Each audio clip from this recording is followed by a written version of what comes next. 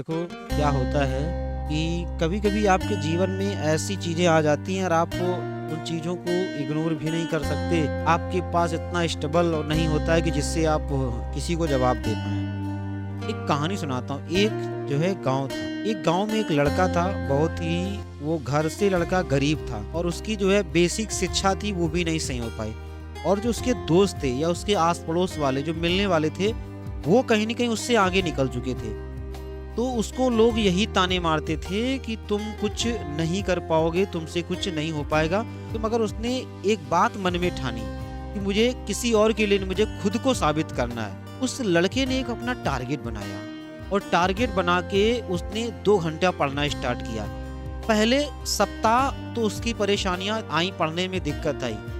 दूसरे सप्ताह थोड़ा-सा परेशानियाँ कम हुई और तीसरे सप्ताह से उसे खुद में रिजल्ट दिखने लगा और खुद का जो है आत्मविश्वास उसका बढ़ने लगा। तो फिर वो उस काम को डेली धीरे-धीरे समय बढ़ाता गया और उस काम में उसका इंटरेस्ट डेवलप हो गया।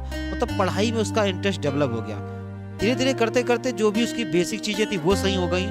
उसका अच्छे मार्क्स आने लगे और मार्क्स के साथ-साथ उसका आत्मविश्वास भी बढ़ने लगा और साथ ही जिस दिन रिजल्ट्स आया, तो वो लड़का टॉप 100 में था और जो उसके साथ वाले थे वो कहीं लिस्ट में थे ही नहीं। तो इससे एक बात तो साबित होती है कि अगर आपको कोई कुछ कहता है तो आप सिर्फ उसको सुनते जाएं और सुनने के बाद आप ये देखें कि मैं इनके लिए नहीं, मैं अपने आप को साबित करूंगा कि मैं इस लायक हूँ। और आप अगर ऐसा करके अपने काम में लग जाएंगे, चाहे जितना वीक हो चाहे जितना कमजोर हो, तो आप श्योर है कि एक दिन अपनी मंजिल पर या आप एक बेस्ट काम जरूर करेंगे।